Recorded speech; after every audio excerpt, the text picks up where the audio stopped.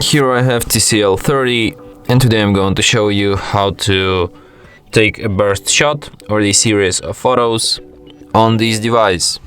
So first let's open camera and then just hold down shutter button, and after that the burst shot will start. As you can see, I took like 20 shots right now, and here we can review all these shots. Here they are, all of my 20 something shots. So yeah, and that's it. Thanks for watching.